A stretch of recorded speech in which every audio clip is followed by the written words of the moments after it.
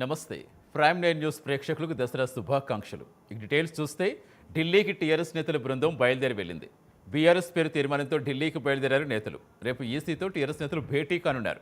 BRS పేరు తీర్మానాన్ని సీఈసీకి ఇవ్వనున్నారు.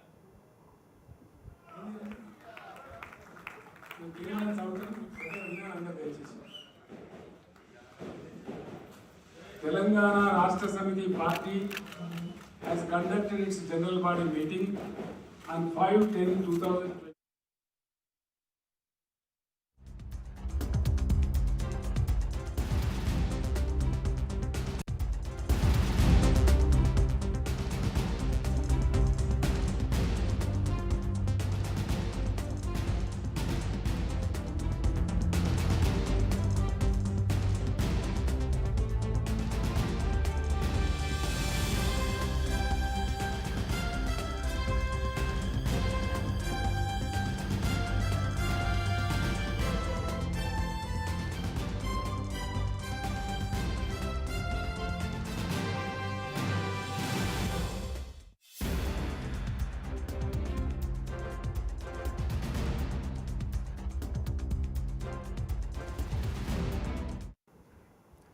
ఢిల్లీకి టీఆర్ఎస్ నేతల బృందం బయలుదేరి వెళ్ళింది.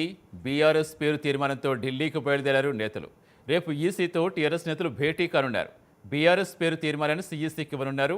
పూర్తి సమాచారం ఇచ్చేందుకు మా కరెస్పాండెంట్ చందు జాయిన్ అవుతున్నారు. చందు, ఎవరెవరు ఢిల్లీకి వెళ్ళారు?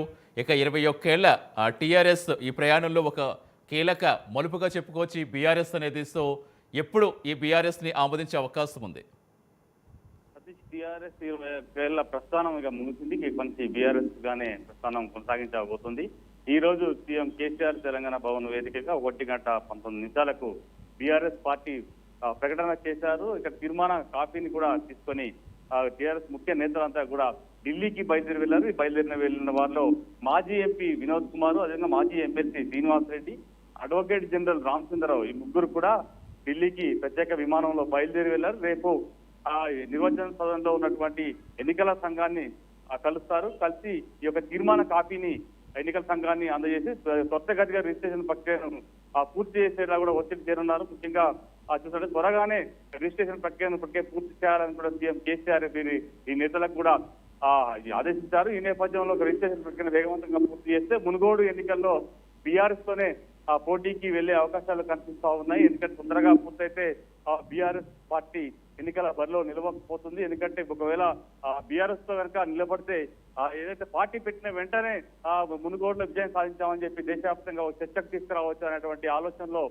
కేసీఆర్ ఉన్నారు. అందులో భాగంగానే త్వరితగతిన రిజిస్ట్రేషన్ ప్రక్రియ పూర్తి చేసేందుకు కూడా ఈ నేతలంతా కూడా ఢిల్లీలో మకాం వేసి అక్కడే తొందరగా పూర్తి చేసేలా కూడా ఉండగొడుతున్నారు. ముఖ్యంగా చూసినట్టయితే ఈ రోజు పార్టీ అనౌన్స్ చేసిన తర్వాత కూడా పెద్ద ఎత్తున సంబరాలు నిర్వహించినటువంటి పార్టీ శ్రేణులకు కూడా కేసీఆర్ పిలుపునిచ్చారు. మొత్తంగా తాను పార్టీ ఎందుకు బీఆర్ఎస్ పెట్టాల్సి వచ్చిందో ప్రజలకు తెలియజేసేలా కూడా టీఆర్ఎస్ శ్రేణులంతా కూడా గ్రామీణ స్థాయిలో కూడా చెప్పాలని కూడా ఆయన పార్టీ శ్రేణులకు చెప్పడం జరిగింది. ముఖ్యంగా చూసినట్టయితే దేశవ్యాప్తంగా కూడా తెలంగాణలో అమలవుతున్న పథకాలు దేశవ్యాప్తంగా అమలు కావాలి, ఖచ్చితంగా తెలంగాణ మోడల్ దేశవ్యాప్తంగా ఉండాలి, అందుకోసమే తాను బీఆర్ఎస్ పార్టీని ఏర్పాటు చేస్తున్నానని కూడా సమావేశంలో ప్రకటించారు. మొత్తం మీద చూసినట్టయితే బీఆర్ఎస్ ఇక ప్రస్థానాన్ని మళ్ళీ స్టార్ట్ చేస్తుంది. ఇక బీఆర్ఎస్ మీదనే పార్టీ కార్యకలాపాలు కొనసాగబోతున్నాయి.